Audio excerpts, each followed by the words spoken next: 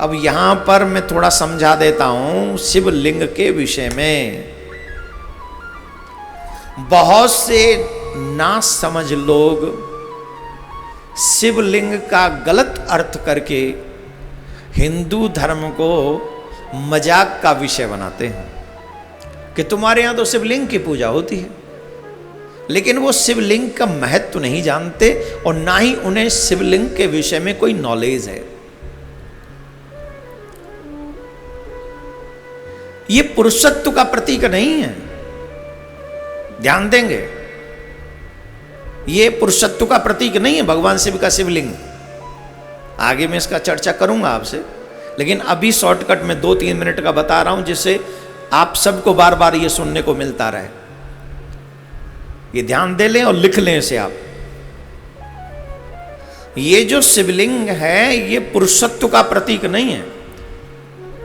इसे इस तरीके से प्रचारित करके सनातन धर्म को बदनाम करने की और उसका मजाक उड़ाने की लोगों का एक भाव रहता है।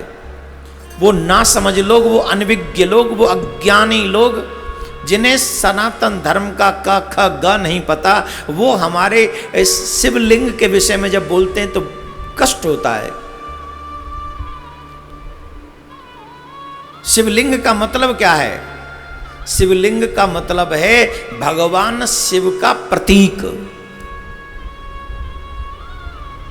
ये भगवान शिव का प्रतीक है और इसमें इस पूरे ब्रह्मांड का, ये पूरे ब्रह्मांड ये एक अंडे की तरह है। आप ध्यान देंगे ये अंडे की तरह है। तो जो नीचे का भाग है वो ब्रह्मा जी का है, वहां नीचे ब्रह्मा है, और जो मध्य भाग है वो भगवान नारायण है, और जो ऊपरी भाग है वहां भगवान शिव के साथ सारा ब्रह्मांड है। ये इसका प्रतीक है शिवलिंग, ये इसका प्रतीक है। ये पुरुषत्व का प्रतीक नहीं, ये ब्रह्मांड का प्रतीक है। रचयिता, पालनकर्ता और संहारकर्ता, इन तीनों के